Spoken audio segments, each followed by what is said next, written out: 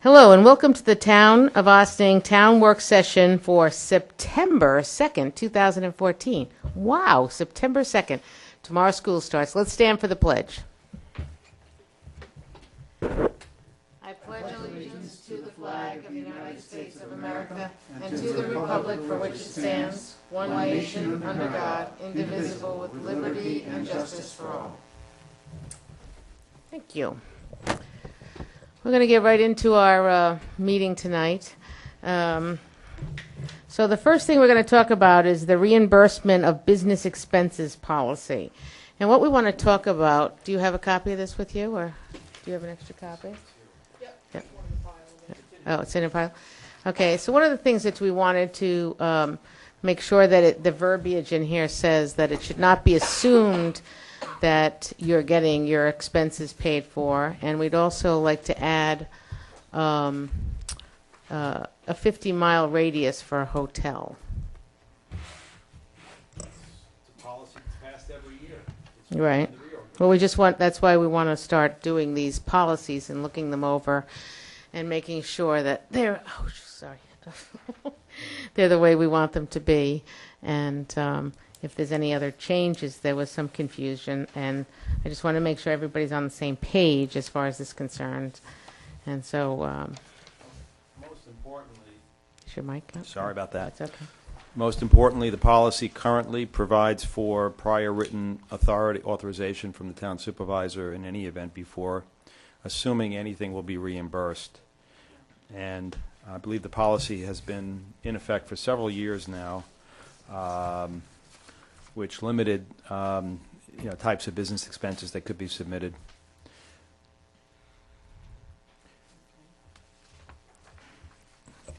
So where would you put what part of this would you put it in? Well, transportation, Yeah. there's a provision. Well, not transportation as much as lodging. Oh, here, lodging. Well, there's a section on lodging, a section on transportation. Okay. Pretty much all aspects are covered: registration and tuition, gratuities. However the board wants to limit it, or what limitation language the board wants inserted, we can certainly find a way to insert it. May I just pop in here? So the section that we were looking at starts lodging. The first paragraph will only be reimbursed for training classes required to maintain professional certification, which would basically suggest that if somebody were going to a continuing ed course that didn't fulfill that requirement, that lodging would not be appropriate. Do you think that that is something that needs to be changed? Because professional certification, from my understanding, would be like the building inspector who has to go annually to take certain trainings, Fernando who has to go take that same class every year. That's true. And it's not always, when I had to go to, I call it town board camp, but training, it's not a certification. It was just training on how to. Well, do you want to expand that to other types of training that are deemed appropriate relevant or necessary for the performance of a person's job responsibilities, whether it's... I just want us to be very, very careful when we do that it doesn't open up any doors, I think we've done an exceptional job. I can only speak for this administration on holding down travel expenses and stuff and making people, and I get it that, people are doing stuff for their to learn their job here and stuff, but I think we have to be very, very careful. On all levels, there's always continuing education available, whether it's highway school, the judges' conferences, or. Oh, that's right. I didn't get lodging. Right. I didn't get lodging. Yeah, right. I got just the cost of the actual seminar. Right. Yeah, that's always been the case. Right. Yeah, that happened to me through that. Yeah. Yeah. The Association of Town Meetings, we all pay our own freight to get into Manhattan, which no one's ever really complained about it, to my knowledge. All right, maybe I don't know of it, but... Well, I think it just has to be clarified that... Well, right here in the second paragraph, you want the 50 mile, right? So In the second paragraph, it says lodging will be reimbursed at the usual cost, single occupancy, somewhere within there is, I think, where it would be appropriate On top to- of with the advance notice, so, right. Well, I mean, if you want to put a 50-mile, let's say for lodging, I would say lodging costs will only be reimbursed for training classes required to maintain professional certification, which are located outside of the 15 miles. 50 miles or, further, Greater provided that there Greater are than. no closer alternatives, because again, I mean, sometimes classes are offered at different locations. Right. So you don't want to be in a situation where a person chooses a particular location which is more than 50 miles away when a closer class is available. So we could put the provision in there that aren't otherwise available closer. That's important too, because sometimes people choose classes that are far away. And this is, I don't want to get nitpicky about it, but that causes them another whole day of travel. So they might be out, the whole week. So, Well, I know that with legal CLEs, generally speaking, the State Bar sends out bulletins quite frequently about offered classes, and then they I've have... never seen so many things that you can get your CLE credits for. Because every Well- time I open up an email, it says, this is your CLE credit. And I'm saying, Right. oh. But for the State Bar, when they offer classes, they typically, offer them in maybe 3, 4, 5 locations throughout the state. So you want to make sure that the individual, when they pick a class or they can't, not that they would intentionally do it, but it would put a burden on them to at least review the schedules ahead of time, where the classes are, when the classes are taken, and do some advanced planning. In other words, if something's available locally, they should think Yeah. about it in advance and not just leave it to the last minute and say, okay, Right. well, this is in Well, I Syracuse. missed all the other classes, and I have to go to the one in Right. Buffalo. So, Or, right. you know. So, in other words, we put a Just little trying bit to of think the somewhere that's far enough. Put a or little the bit Hamptons. Of the, right. Well, put a little bit of Miami. Las Vegas, right?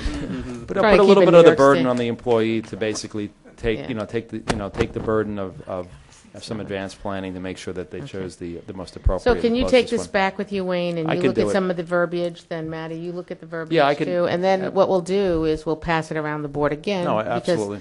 And Yeah. then we'll look and see if there's any other policies, because as we move closer and closer to January, where we have to do our whole policies and procedures and everything, and we have to accept everything, we want to make sure we're comfortable for the year 2015.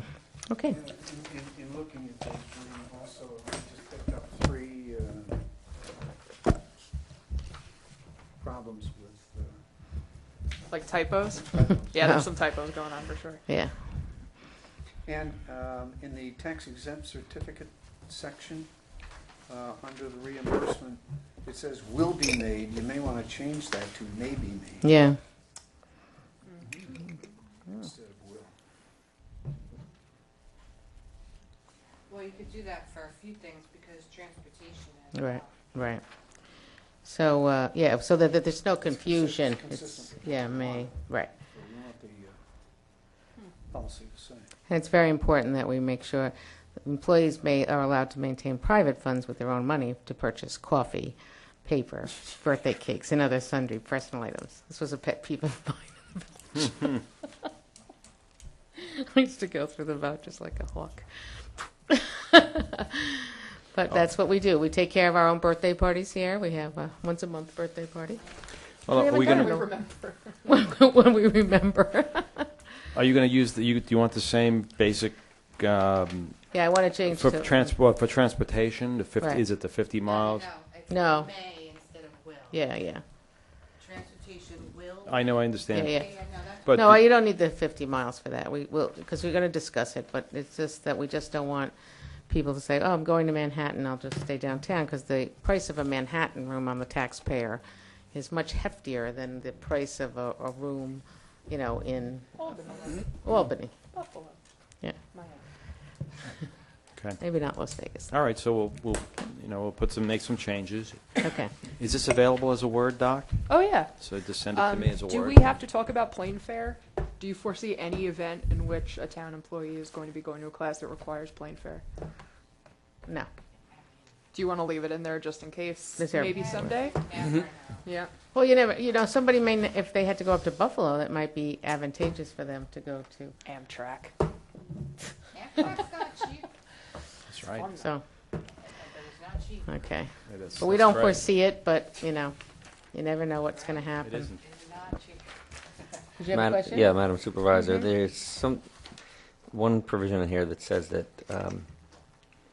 you or the town supervisor in place at the time has discretion to authorize reimbursement for any event.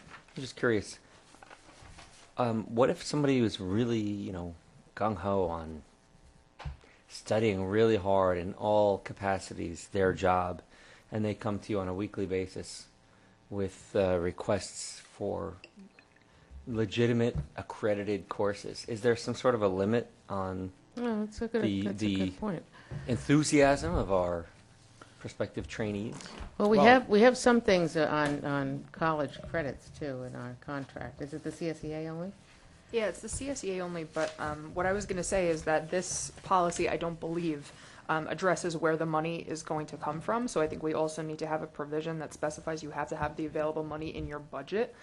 So at the beginning of the year, when we budget for conference, education, what have you, if there's only $300 budgeted, it would prohibit you from coming back every single week and saying, I want to go here, I want to go there, without extensive and regular budget adjustments. So I think that maybe we can take care of that in here as well. And we've also in the past we have worked with people on an individual basis if they want to take classes. But if you're that gung ho, I would bring it to the board and say we got a gung ho person, but we need to be very wary of that. It's a taxpayer thing, and it's, And again, there's a difference between what's required and what is optional, and you have to use it like a degree of reasonableness in terms of what you approve and what you don't approve. I mean, a person can make a very good argument, but it could be it could be no money left in the budget for something. right. Okay. You have to be just careful. Okay. Yep. Thanks. Thank you for getting here so fast after that, Update on Route 9A and 134 intersection. I spoke to the company last week that is doing the changing of the lights at 134 and 9A. What is going to happen is the light that you have a green arrow light that lets you turn left, that then disappears. However, there's no arrow then that moves up. North or south? Both. Where are we? We're on Route 9. I'm sorry. 9A, go ahead. I'm sorry, Route 9A, and it's both ways. Okay, so north and south, okay. Right. So what we're going to do is when that arrow turns from green to disappearing at this point, we still have a great many folks that try to cut across 3 lanes of traffic to make a left turn, either going towards Millwood or going the other way to Ossining. So we had requested that we have a red arrow, a green, yellow, red arrow put at all 4 intersections. But what we got was, which is better than nothing, is we got the intersections at turning left off of 9A in either direction will now have a green arrow to go, and then like every other intersection down at Chappaqua Road, down at North State Road, they all change from that green light to a red arrow saying you can't go anymore. We don't have that at 134. We are in the process of having that installed. Thank you, DOT. It's been a while coming. We've been working on it the 3 years that I've been here, so I don't even know if they've been working on it before. And so that will help us a lot. We also want to remind people, if you are going south on 9A and you hit a red light at 134, you have a no turn on right there. It seems that people forget that that's there. No right on red. No right on red. No right on red. What did I say? No, Oh. I'm just using it another way for people, because that's Okay. what I'm- people I'm- say. You said no turn on right. But You said no- no right turn on red. Yeah, okay. It just, we all know what you meant. We all know what she meant. thank you. It's okay. It's okay. So you can't turn right going south. Going north, that is not the case. There is no sign that says that. We want people to be very, very careful there. There will be patrols out there watching for that because, again, that was where that intersection is one of our highest accident intersections. And we're hoping that these two steps help alleviate many of the accidents that happen out there. So again, you'll see it. It's going to be a process. It's going to start in about 2 or 3 weeks where they'll be working on the side of the road, and then there'll be a day where they'll be working in the middle of the intersection because that's where the lights are. So I'm very happy that we finally met the gentleman that's doing it, and he has the order because, everything in the state takes a very long time. So we're very pleased with that. So I just wanted to give people an update on that. Can I ask a question? Mm-hmm. So, does that have anything to do with the road closure today at Croton Dam Road, right where you go onto? That's our sewer. That's that our what that sewer was? project. That's Because been you closed. can't go that way. Yeah, no. Well, you can go down Kitchewan. You can if you come across. No, I was on the Ossining side. Okay, trying to get across. Coming from Narragansett, And, trying okay. to get across So to when 9A. so And when you it's- hit Narragansett and you hit the bottom of Dale, It it was- said road closed. it was closed to get to 9A. Right. Yeah. Right. I, Right. I didn't know that, so I. Oh no, I didn't know if we've been one- doing a major. That's where our major Lakeville sewer project is.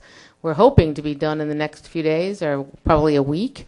That's been going on since probably 3 days after the water main break. As soon as we got the water main Kitchewan back open, we started that project. That's one of our big projects that we're working on, and that is alleviating a lot of. It's going to completely remove the lift station and the generators and everything from that area. It was a project that was not completed the way that we would have expected it to be completed, and it became a bathtub and sewage, and it wasn't very nice. Did thing. I'm, it could be me. Is there either, did that go out and people? It went out on Nixle, it went out on, Okay. and even the village even put up maps of how you can go around and everything. Because you could go up Dale, you could go the way they say 134, and if you went that way from 130, if you would come down again to Dale and then go up the way 134 and then go down Kitchewan. That's been open. That little circle is what they left open. So it's only between the Kitchewan exit road where it goes out by 134. Is that right? Now, I couldn't get to the street the road that goes along parallel to. Croton Dam Road. No, Croton Dam. Well, it's closed between Feeney and 9A, Right. right? So it's a very short section. Right. You can see 9A from where you are, but you can't. And you can't do the street that's kind of parallel to it before to go. Back up, You have to go Fox back. Avenue, Right. across. Right. Making the turn from Kitchewan onto Route 134 has never been so easy in the morning. we in did the morning. it. Maddie and I did it the other day. I said, "This is paradise," It's been because great. that's one of our big issues is people just parking themselves in the middle of that that's- 134, and it's always a problem getting That's out a off of terrible, Kitchewan. terrible, Terrible. But intersection right there. we were in the we were morning. driving the other day. We said, "Look at how Yeah. cool this is It is making this great. turn here." Anyway, that's our road closure for our. It's been closed. The majority of, we tried to rush it along. 2 weeks? Yeah. So we were trying to push it along because we don't want the school buses to have to be detoured any more than they have to be. But it's a very, very important project. We're very, very pleased that we got it done. And it's going to help our sewage system in that whole area. So. No, Maddie and I were complaining because we had to drive around it. If you only get it from the board, forget about it. We I actually. wasn't complaining. I just didn't know about Yeah, it. we actually haven't been because a lot of nixles went out about it, and after we got the road open so fast after the water main break, which was such a severe water main break, I think people were very impressed that we work in a very efficient manner, and we've been working on that one for a while. So when that's done, that will be great, and that whole lift station is gone, will be gone. That's when you're coming across 134 towards Ossining was this giant lift station with generators and everything, and that's all gone. What's that space going to be used for? It's actually someone's yard. Oh, really? There was a right-of-way? Yeah. Yeah, yeah. Oh, They had an easement on there. oh, So now they're getting their yard back. oh. What are we getting in exchange? Us getting in exchange? No, no. They're getting a nice lawn. Okay. But it's just, what we're getting is a much more efficient sewer line through that system without the lift stations, without having to worry about it when electricity goes down, and then generators start popping on. And the goal is to have a gravity system as much as possible through the whole town. So this will help a lot, and it will help when those final 10 houses, however they're going to be built, get built up there too. So as part of that foreclosure auction we went to. Okay. Foreclosure auction, has Westchester County gotten back to us? They will get back to us by next Wednesday. I talked to Norma today. They're going to get back to us by next Wednesday. And They're going before their planning board next Tuesday. So, and they're speaking with the winning bidder, right? I believe somebody, I think it was mentioned. and who's that? The winning bidder? Oh, the winning bidder. I Yeah. thought you said a name. I'm sorry. They've been given all his information, and he was in the other day to visit me, and he also knows that they have first right of refusal, and he seemed to know everything before the auction, including the situations and stuff like that. So, As you should. as he should, and he's just sitting back waiting for them, and they're one way or the other we will get those properties built. So, but Norma said she's going before the county planning board next Tuesday. That's why we'll get an answer next Wednesday. So Okay. she called me from home today. I was very impressed. Okay, tree contract expiration. Our tree contract, we went out. Want to talk about it a little bit? You have it there? Sure. So we put together the RFP in late 2012 for the year 2013, and we ended up putting into the contract a 1-year extension if both parties were amenable. And so now we've come to the end of that second year, so we are going to need to do this again. So I have a couple of copies of everything if anyone needs one to just take a look at. This is obviously not something we need to get done immediately, but within the next month or so, we should definitely. We want to give them enough time to answer it too. So it's our tree contract. We're very, very happy with our current tree, which is Golden Tree. We're very, very happy Cutting with them. back trees along the, what are we talking No, about? no, when this we're is for talking- cutting down trees. If you have a problem, yeah. And what we emphasize to them is that they're not here to diagnose the trees. If we need to bring in a tree warden, we will. The cutting back of trees is done by Con Ed when they try to cut them back to their wires. But right now we have them cutting about 3 trees down, plus a couple of trees on the property where the lift station was. These are trees on the town right-of-way. Right, that are dead. They're not private trees. Right.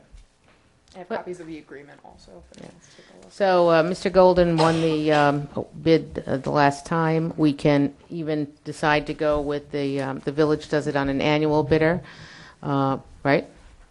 Trees on an annual bidder. So I happen to have a couple. So we can decide to do it on the usual, because we are part of the annual bid process now with the village, who lovelily does all the work, and we get to piggyback on them going out and vetting all these different companies to, they come in, they make proposals, and they do the least responsible bidder. But one of the things that we emphasize to our tree contractors, as we do with everyone else, they must have purchase orders. They must follow the procurement policy. They just can't willy-nilly get a call and cut down a tree. So you're sending out an RFP? Is that what we're? Yeah, it's a little contract. Yeah, I mean, I passed around the one that we used last time. If anyone sees anything that you need explained or that you'd like to see changed, we can have that ready by the next work session, which is in 2 weeks, and then Okay. hopefully we can have a resolution on the second meeting in September to put it out to companies. Am I mistaken? Did we work on this?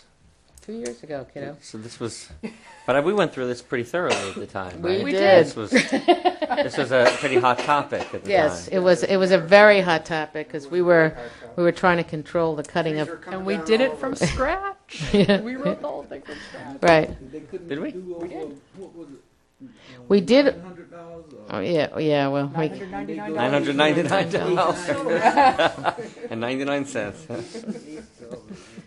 but what happening is we were having trees everywhere were coming down, and, we would just get these enormous bills in, so we had to put some controls on that. So one of the things, and it's not just in this, as I said before, it's not just this contract, it's every contract that we have. I was telling, and I'm not sure if it was this group or another group, that when we first came on board, other administrations had done this too, but we put out the procurement policy to all the vendors so that they understood this is what's going to be followed. And everyone, people came in to visit us, and we had long discussions with them, and we saw eye to eye, because, when people do, small business people especially, when they do the work, you want to pay them. So, it's okay. But yes, if you see anything, uh-oh. Getting a little jump start here. Okay. Got a couple of But anyway, so then our next item on the thing is customer service and I can't say that word, May. Collaboration. So, as you may remember, I'm trying to do one training a quarter with all of our staff. Some of them are obligatory, the workplace violence prevention, bloodborne pathogen training, all that. 2 years ago, we did defensive driving, which is something that obviously was a requirement for all of our folks in the town who do drive town vehicles. But we also extended it to people who don't drive town vehicles. They would have to pay out of their own pocket, but I think it was $35 or something like that. So there's one more year left on that certification. So we're going to wait another year before doing that. So our safety committee had looked at a list of trainings offered by the Westchester County EAP, which is the Employee Assistance Program. It's a program that municipalities pay into for a very nominal fee per employee, and they offer a wide range of training as well as counseling services at the discretion of employees or groups within the municipality. So the safety committee went through the whole list, and they chose this one, customer service and collaboration training. I'm not sure if any of you guys came to the last training given by the EAP, but it was really, really good. It's a very small department in the county. I think it's only 2 ladies who run it and one gentleman who sort of oversees the program. But the lady who's the trainer is fantastic, and to keep a group of people engaged for 2-3 hours is no easy task, and she has absolutely done it to our satisfaction. So I'm excited to have her back. There's going to be 2 sessions at the end of September. One is on the 23rd, which is a Tuesday, from 12:30 to 3:30, and then the next day, the 24th, from 9 until noon. Obviously, we can't make this one mandatory, but if you guys would like to join us, I think it would be lovely. What was the 23rd, the time? 23rd is 12:30 to 3:30, and they're going to be both here at 16 Croton Avenue. What are the dates? The 23rd and 24th Of?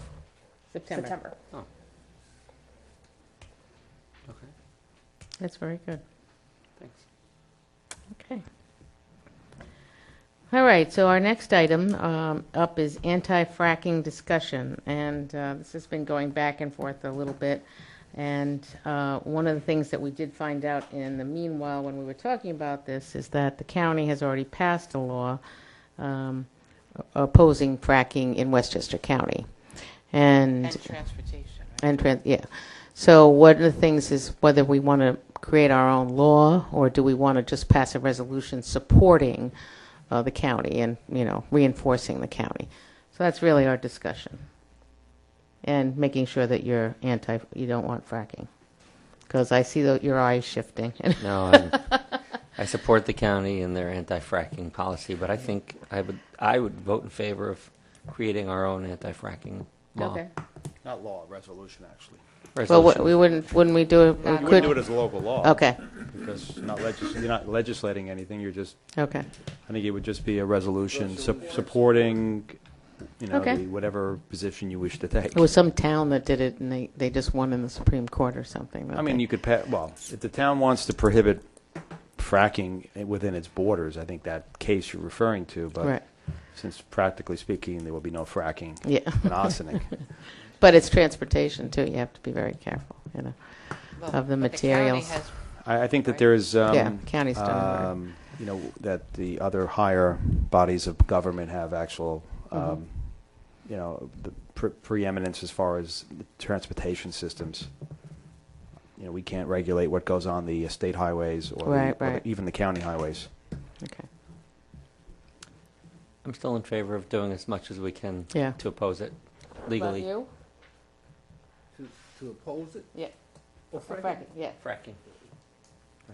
I can see passing the resolution, but what I don't understand is what difference would it make?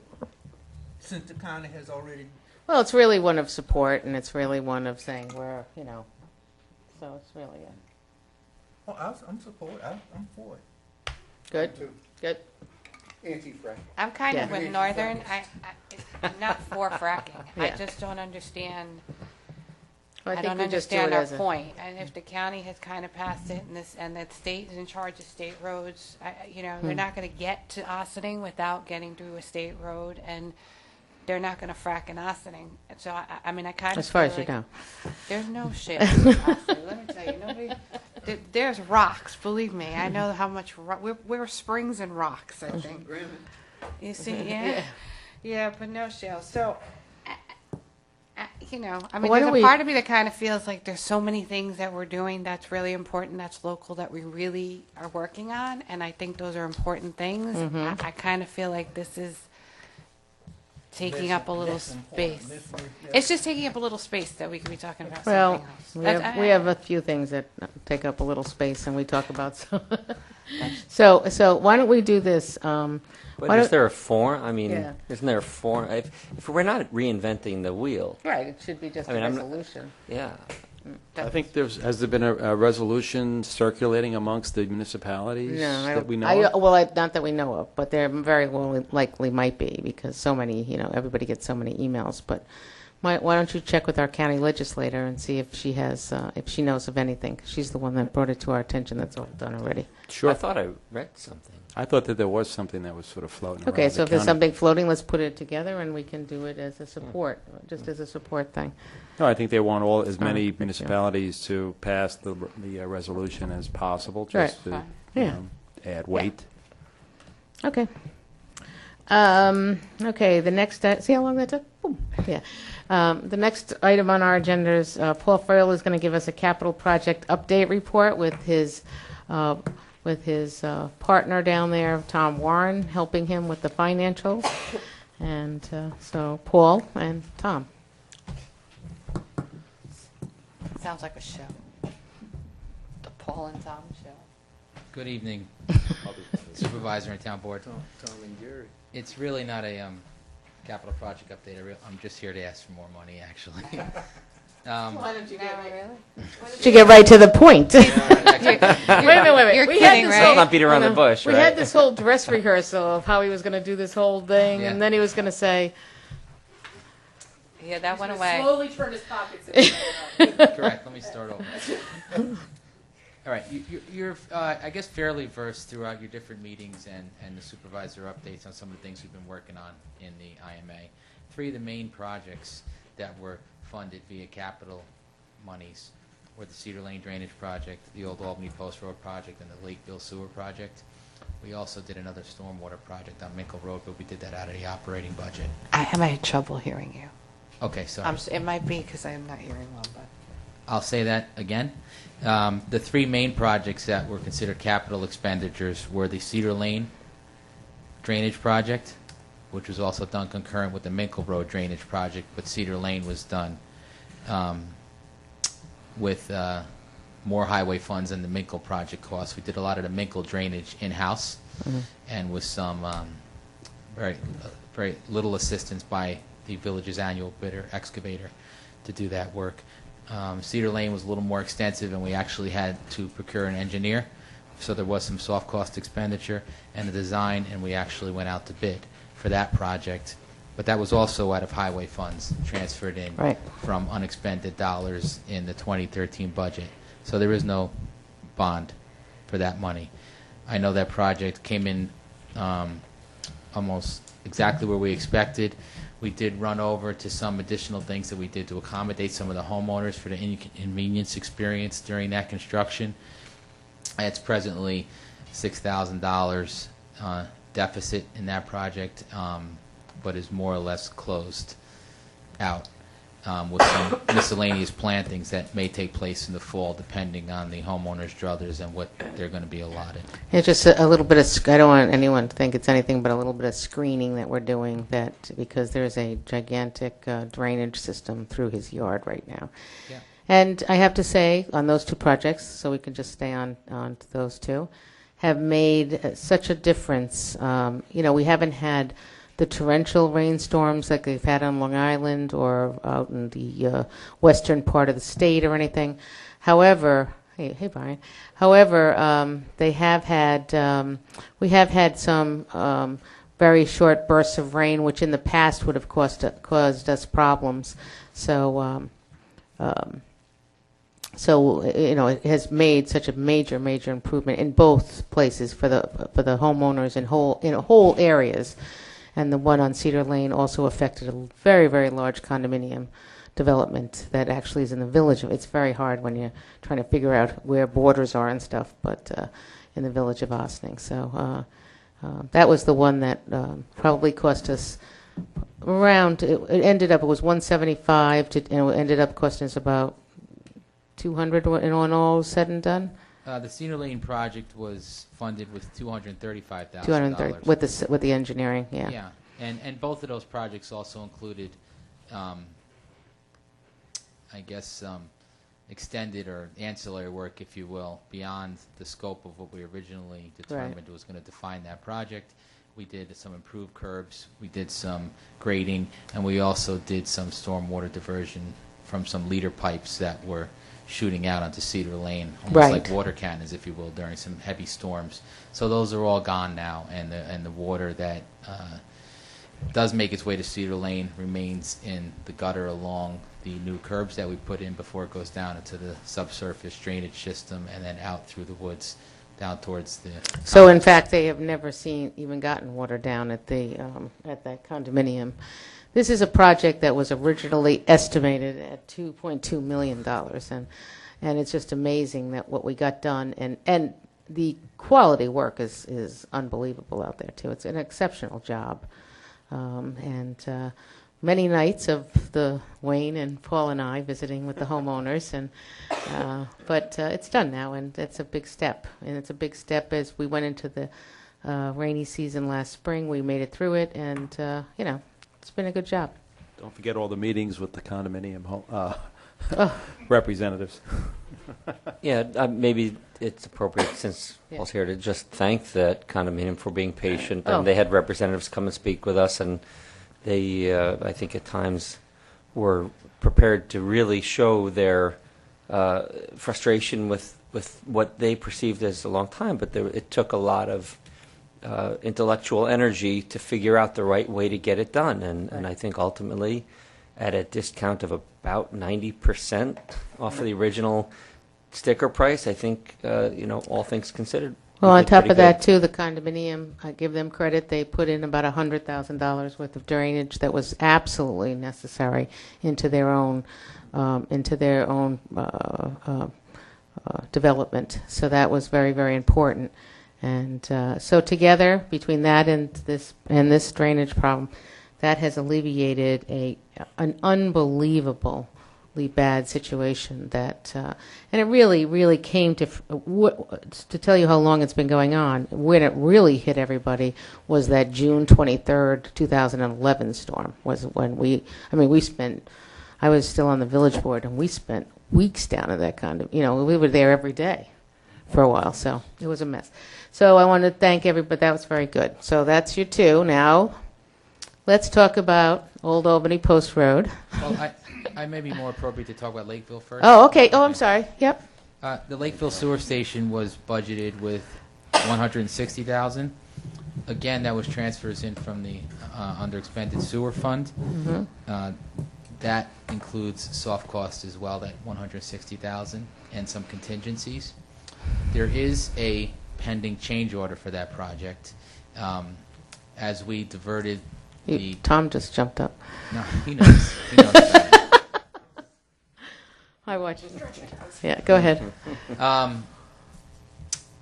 In placing the new gravity line, Oh, right. where it interfaces with the water main in that area, it was really not best practice to run the line where we thought it was going to run based on the depth and the direction of the water main. So not to compromise the water main, we diverted that route, still maintained its gravity flow, and that's being developed right now. But we do not anticipate needing to come back for additional transfers in. Good. We think we're going to do that change order within the contingency. So that project. And that was an important move because that's the same water main that broke. Yes, And yes. was where we had the big break, and it's further down the pipe, but it does affect thousands of homes. So that's a big pipe. That's a big water main. Yeah. Okay. And depending what the supervisor said earlier with regard to what this will do, not only will it make gravity flow and take away the operational costs of the generator maintenance and the telephone and electrical charges that are associated with that generator and its alarm. That operating costs will be eliminated now going forward. I really don't have a strong handle on what that is, but maybe Tom could go into that a little more detail. And the ongoing maintenance that was there presently, while still performing as a gravity flow sewer, there was some things with the design that weren't best practices that led to operational costs on a monthly basis by your existing highway staff. That will now be eliminated, and you won't see those bills anymore in your operating budget. So that's really why you make a capital expenditure, is to get a payback, and we're going to see it on this one most certainly. And we anticipate that road being opened, like you said, probably within a week or so. Right. And then we'll finish the work on the rest of the property. A lot of the property, you talked about it earlier too, not all of the existing generator and pump station were in private property. Some of that was in a town-owned parcel adjacent to the state and county right-of-way there along the parkway. Some of it did extend on, and now that we put it in as gravity, onto the private property, or an easement will be recorded with the new as-built condition. Right. And that will be transferred into the deed of that property. I know the homeowner is aware of the details and didn't really present much of an issue with it because of what he has had versus what he's going to have now is going to be orders of magnitude better aesthetically. Right. Um, Can I ask one question? Sure. Just from a historical perspective, I would imagine that from an engineering standpoint, the installation of sewers would always be to install from a gravity perspective first, and only when necessary to install a system that would require installations, operations, and maintenance, additional costs, and all that. So I'm just curious, do you have any understanding as to why there would have been an option to install these major systems when, in fact, gravity potentially was available back when? Yes, I think I have a handle on that. Basically,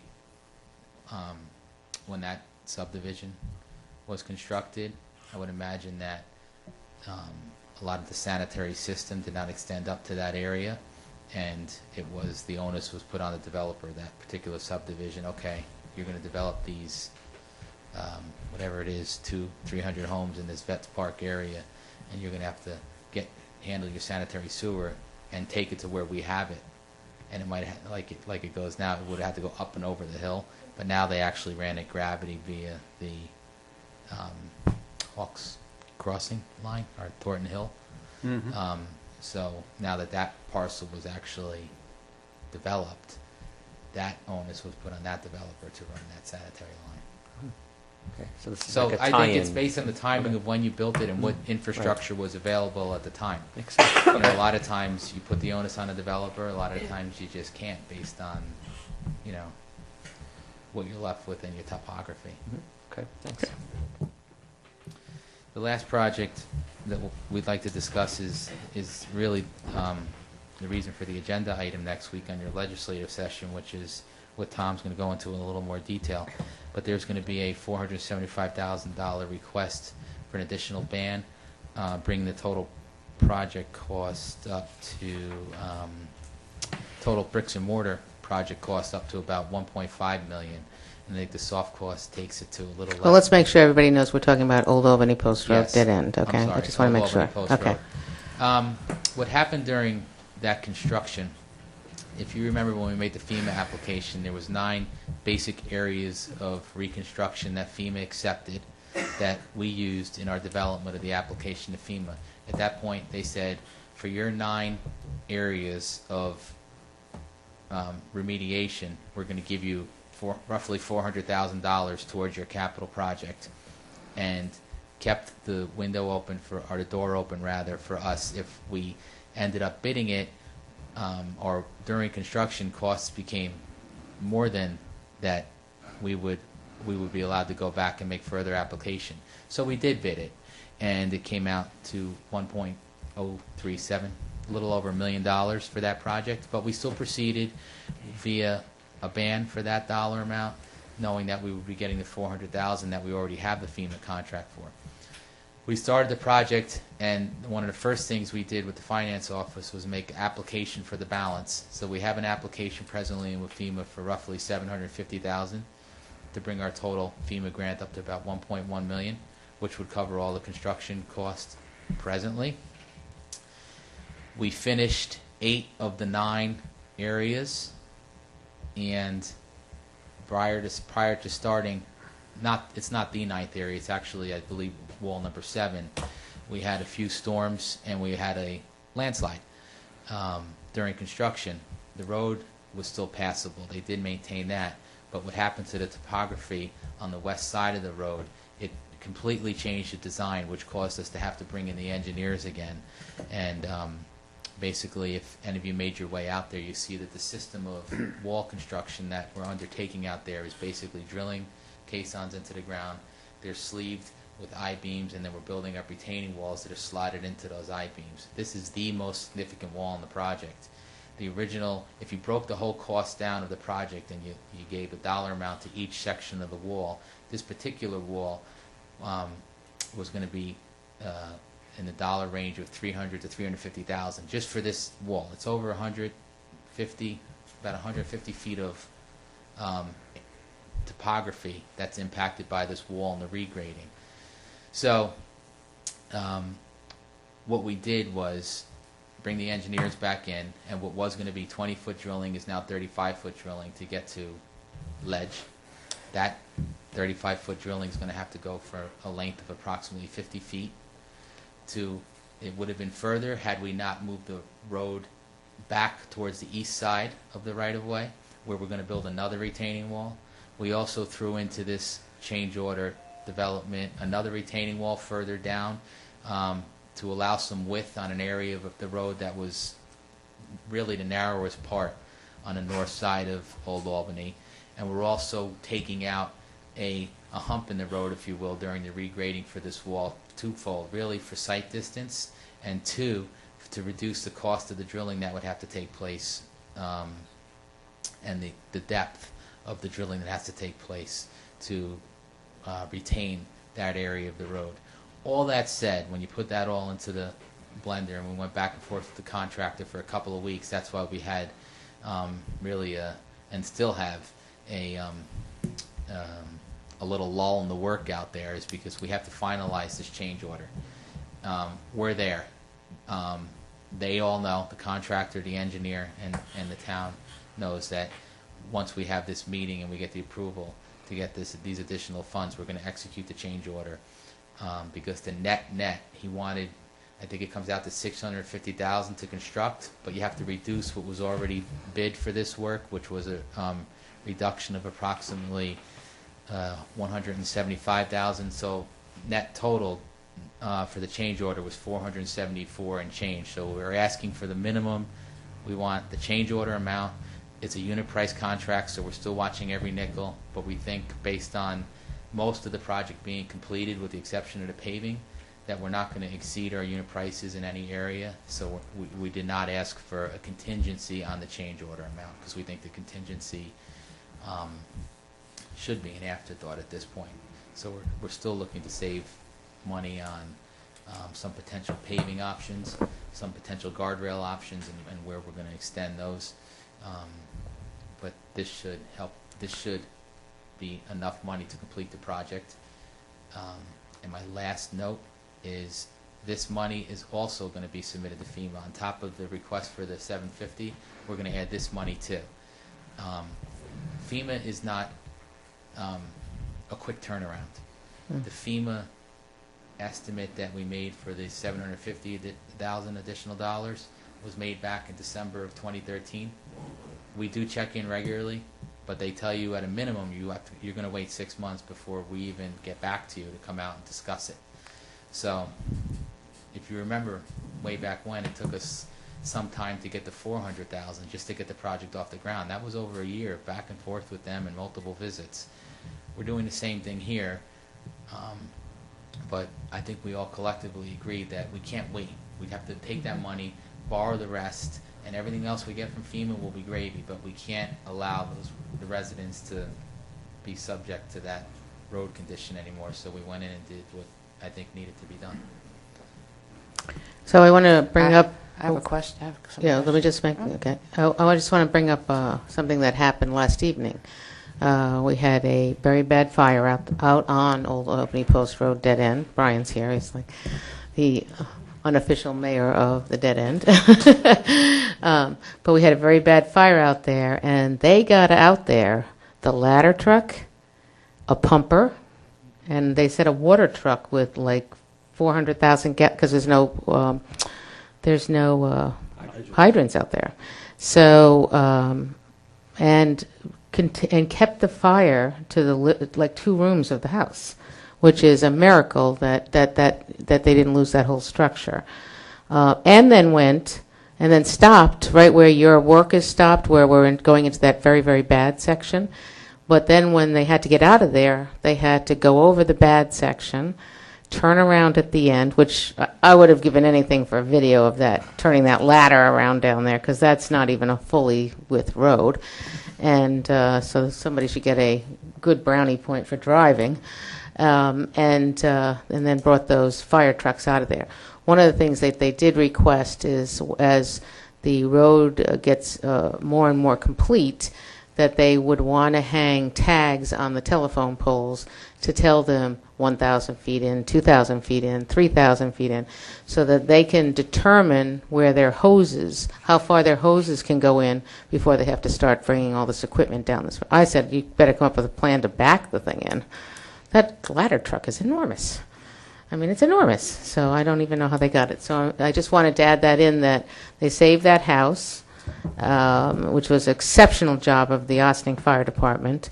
And they had the help of many communities. They said it was like unbelievable. They actually had gators, little trucks, driving the firemen up and down the road, because they couldn't put any more trucks on the road. So they had to just move the guys in and out of there with equipment and stuff. It was pretty. I was getting detailed reports on my thing. So you had a question? You said this is wall 7? Whatever. Yeah. Whatever wall it is. So a simple question, why would, you said it was significant. I just want to know, and I don't, I'm sure you have a great engineering explanation as why was that one left? If that seems, why was it last? You said it's the last wall. It's not actually wall 9. It's the last wall, but it's of the walls the Yep. most significant. And so I'm just wondering why that one was. That's a good question. Thank you. Reason being, Sometimes. Kim has not been up there, so she didn't know where the wall, where the road was there. Because we can't even believe the fire truck got over it. No, and How I'm much going to road probably is have left some there? historical because I wasn't here, but go ahead. Yeah. the reason that wall was not done in order, if you will, is because when we were approaching that wall to do the drilling and the installation of the I-beams is when we had the storm and the road collapse. So But it was always the worst section yeah, of the it was always road. the worst section. It was really Oh, so when you were about to do it is when the storm right happened. prior to That's it. what I was So trying what to happened figure out. was the contractor said, okay, look, we have to jump over. We don't want to stop working. We'll go to the next one. Okay, And this one, got it. actually, they were actually working out. Right. So we'll go to the next one, and bring in the engineers, you have to look at this again, because 20 to 25-foot drilling doesn't even get me to, Well, it was also, if you have, and we'll get you some pictures of it, because by the time, it was actually where the road was collapsed down to one small lane. That's why I still can't believe that truck got over there, because it's still like that. And there was railroad ties that had originally held it together, and they were all exposed, and have been since. I mean, we would go every time we'd go there. We would go to the worst section of the road. I mean, we must have made 20 trips up there with FEMA already. So we were visiting Brian all the time. well, And if it got worse after a couple, and Michael would come back and say, "Look at the roads getting a little bit worse. The roads getting a little bit worse." So it was yeah. So my without making everybody relive the history they've been through. So I guess my understanding is this road has been washing away, crumbling. Emergency vehicles could not get to it. The houses there were in jeopardy because of that, and so these are all retaining type walls, but much more than that because of the huge drilling of the casings and all that have to go into it. Is that my first part right? I think so. More or less, our FEMA application, which is the most important verbiage that we need to state appropriately here, states that Good, Tom. we were receiving those monies because of the significant event of Irene. 2012 rather, Irene. No, it was actually before. It wasn't Sandy. It was Irene. Irene Right, is Irene. earlier, yeah. It was an Irene-based FEMA Okay. application, and it was the Irene storm that caused the majority of the road failure that we're reconstructing now. So it was Irene that did it, and you guys went to FEMA. They said they'd give you 400. I'm trying to figure out, I guess, how we got from 400 to 1.037 to now we're going to 1.5. And I also heard you say we're hoping that this is going to be enough, that we plan on it being enough, and we're not asking for a change order for any more than the lowest amount we think it's going to be. So those are a lot of qualifiers, and this is a lot of money. I understand. So, Let me explain one thing, because before Paul got into the picture, we went to FEMA and we got 35,000. And so then when we fought and walked it, they gave us the 400, knowing, because that's why they leave, and correct me if I'm wrong, that's why they leave that open door. Once you go out to bid, they knew the job would be. The difference is you're not going to buy 7 houses, and that's where, when I got here, people were saying to me, you might have to purchase a couple of houses. I said, we're not purchasing houses out there. It's just like we needed to stop flooding Briarcliff Woods condominium. Do you know what I mean? So that's where, but I hear what you're saying, because if you're just coming in, you're going, wow. Well, I looked at it like this, 35 to 400 to 1 million to being, and it's. well, I understand if you go to FEMA and they say 400, that doesn't mean it costs 400. Right. That just means that's what they're giving you. I understand. Plus, they're also saying that we're not going to pay for the whole project. There's things you're doing Right. on this project, Town of Ossining, that are really not part and parcel with Irene, but we realize you're going to do them as part of the scope, but it's really not storm-driven, so we're not going to reimburse you for it. Yeah. Like the guardrails, for example, Right. are along the majority of that road, which are dilapidated or falling over, had nothing to do with Irene. So they're not paying for that facet. And if you if you want to do the historical recap, the town went there after Irene. They made, like everybody else during that storm, made the one-page application. We want to do some overlay work. They got it certified. They sent it in. Sight unseen, they got, I think it was actually a little less than 35. It was 25. The majority of which was expended, more or less, in Right. getting it. And as corny as that sounds. So we said, look, the application's in place already for 25. We know that we don't want to do an overlay in spots of the road, nor do we want to just do generic cleanup and some tree pruning in spots of the road. We need to reconstruct this road. We believe a good portion of it is attributable to Irene. Please come walk with us. So they did. multiple times with their engineers, with their financial administrators. That's how we got to 400. A new contract was established. We extended the construction. They said, go out to bid with everything you want to do, and we'll give you 400 towards what we said we would give you 400 towards. Now, our case with them now is taking this 750 and now this additional 475, and we're going to have to meet with them again when they're ready to come out and say this is what we believe is also attributable to Irene, and what today's construction dollars cost to do the same. Right. Now they So what I'm trying to figure out is, assuming whether FEMA gives us the money or not, I don't assume anything. I'm back to, we went from 1.37. I understand now we're at 1.5, and you said we hope. So I'm there. I'm where. What is the chance that you're not going to come back and say, well, another storm happened, and this other thing happened, and this guardrail thing, and this hump thing, and this other 5 things, and now we're at 2. So, I mean, I understand. I'm all for doing things the right way and for really trying to fix a problem, and hopefully fixing it in a way that's going to sustain itself for hopefully Many, 50, many 100 years. I get it. But, you know, we're also talking about a lot of money. We're talking about bonding a lot of money. And we're talking about increases and increases. And, I mean, it started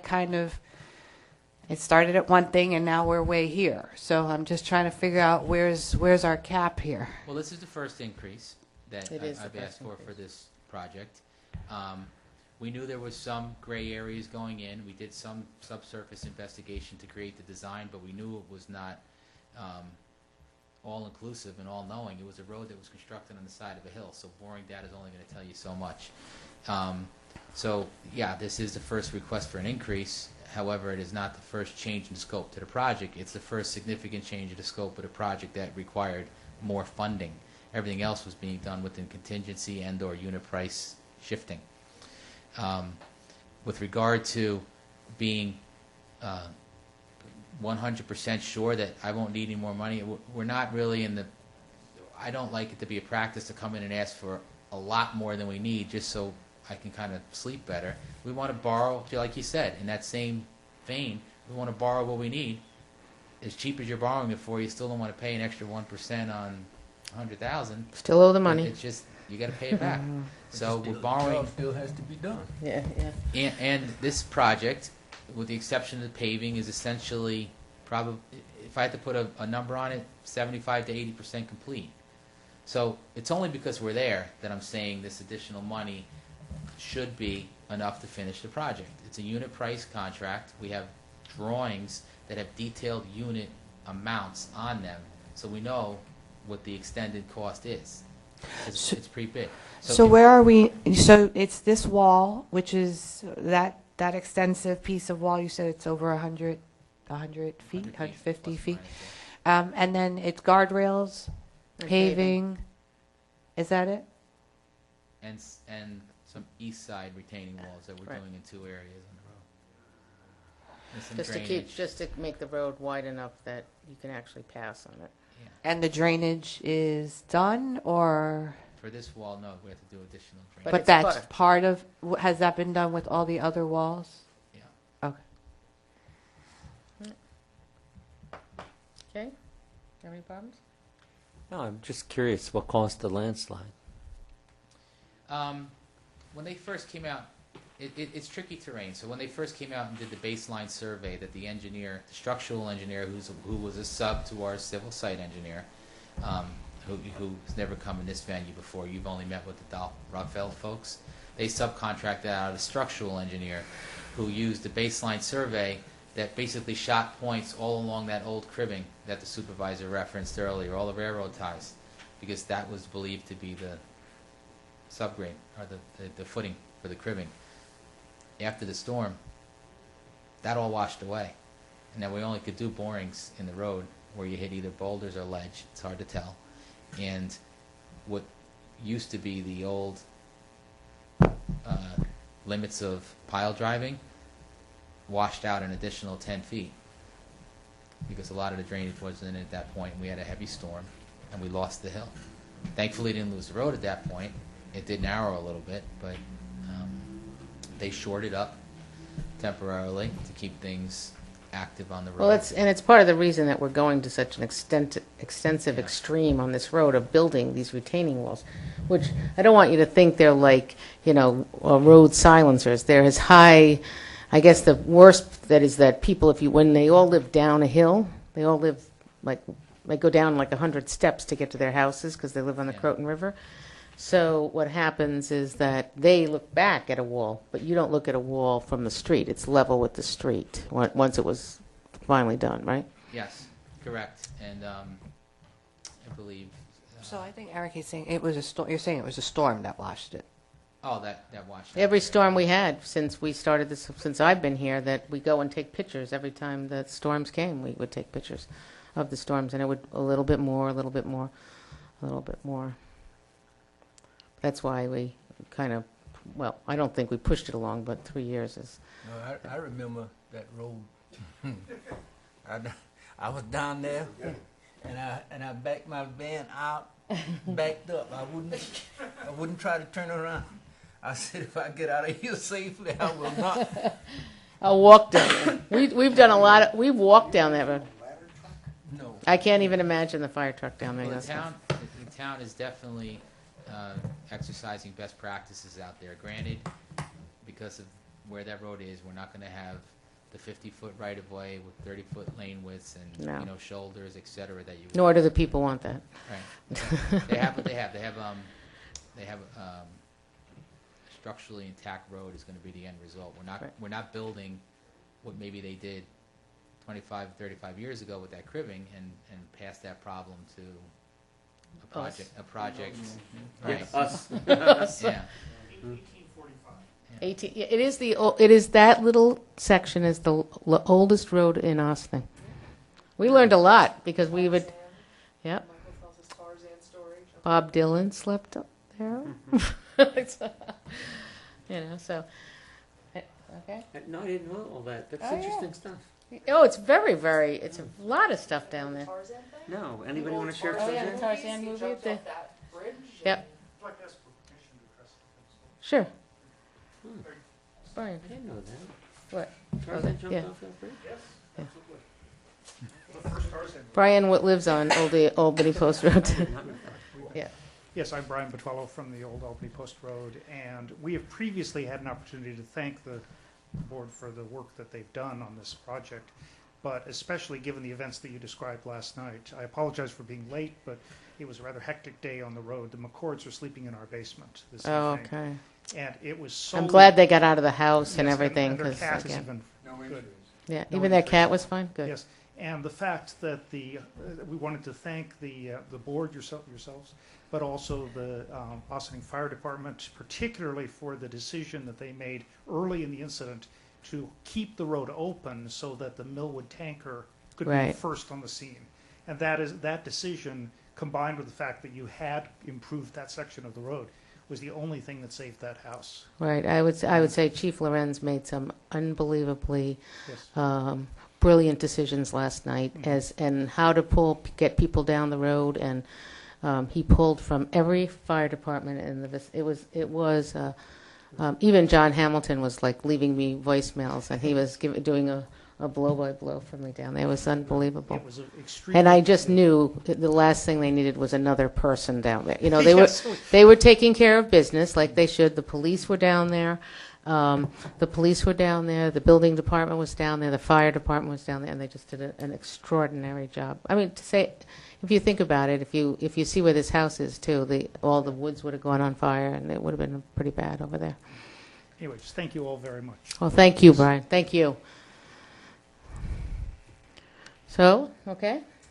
Gotta do what we gotta do. Tom? He's gonna still make me...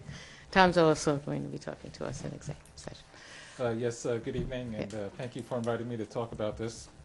I just wanted to talk about what's going to happen at the next board meeting. We're going to submit a resolution to amend the capital project. Right now, the capital project's been authorized for $1.3 million, and we're going to submit a resolution to increase the project cost to $1,775,000, with the additional $475,000 to be supported by a bond resolution.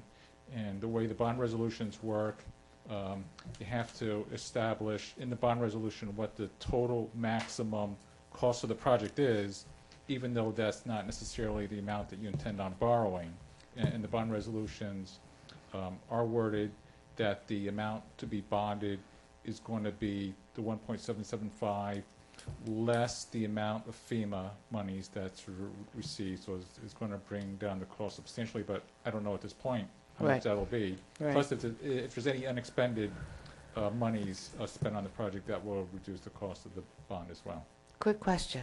Why if it was 1.037, the bond is for 1.3, and if we need 1.5, we're going for Well, 1.775? The original 1.03 million was the bid amount by the contractor. I see. There's There's engineering, costs. So the soft costs Yeah. included, mo- okay. Mostly engineering costs. Anything else? No. But soft costs would get it from 1.037 to the 1.3 that we're Yes. bonding it for? Yes. Okay. Or have already. Bonded already. Bonded. Bonded. And so the 475 would take it to 1.775. Right. Okay. Right, and that's going to be the amount that we're going to borrow in bond anticipation notes for cash flow purposes, because we have to pay the contractor and the engineer, and as Paul explained, we have to wait for FEMA to make their final determinations and to make payment to the town.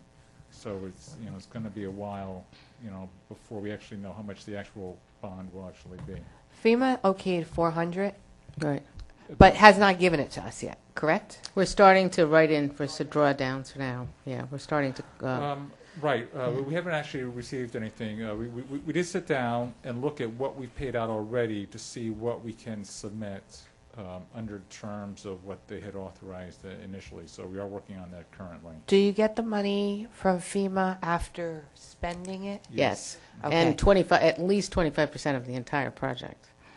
So, yeah. So I'm just Yeah. logistically, so if we've spent some from the 1.3, so is something in the resolution that says whatever money that we get from FEMA has to go to pay this? Oh, yeah. Yes. That, The bond that- resolution actually states Okay. that the FEMA money is going to be applied. And FEMA against- also states has to go to this project, yes. right? Okay. Yeah, yeah. It's almost like when we sold the police station, those monies all had to go to paying back those. It's very, very restrictive as to where you can spend money and stuff like that, Okay, well, thank you, sir. Thank you. In lieu of time and so many other things happening, we're going to table the credit card payments review for this evening. That was our last item on the agenda. Oh, did you have something to say? I'm sorry, I do have one more question. So when Mr. Fraley said that there were 3 projects, there was a $6,000 deficit, and then there was something about $160,000, and then the $475. Are there 3 resolutions coming up, or is it one resolution for No. $475 and the other 2 are somehow incorporated already? Sorry, just one. The other 2 were funded out of highway funds and the sewer fund, and not bonded. It was the lead up. Well, no, he was Okay. trying to tell the big projects that Got they've it, been working okay. on. Yeah. Right, so just one. Yeah. It's the bond resolutions that we have. It was the lead up. Okay, so thank you very much. That ends our regular session of our town work session for this evening on September 2nd. We're going to table that. Yeah, we're going to table that. You were worried about your question. So, thanks. So we're going to table that until next time. And so then we'll be more prepared for that. And Tom, because he was working on this other thing today, trying to make sure we had all our ducks in a row for this. So that ends our work session for this evening. We will see you next Tuesday at the courthouse, 88 Spring Street, for a legislative meeting. Don't forget, next Tuesday, if you are a registered Democrat, is the primary election. You have a primary for governor, for lieutenant governor, and if you live in the village of Austin and are a registered Democrat, you have a primary for mayor. So we'll see you next Tuesday. We will have a regular legislative session, but we hope to, so we'll see you then. Have a great weekend, and there's a lot of things happening this weekend, so the Ossining Matters Run Walk, and also the Dread, at Dale Cemetery, there'll be a concert in the afternoon. So please, that will have a meeting before that, but yes, very good. Thank you very much, sir. And Thursday, 9/11, we will have our 9/11 solemn ceremony down at the waterfront at 7 p.m. With the Village of Briarcliff Manor, the Village of Ossining, and the Town of Ossining. So thank you. Have a great week. May I Yes? make a motion to adjourn into executive session Yes, for you legal may, advice and sir. personnel? Yes. Second. All those in favor? Aye.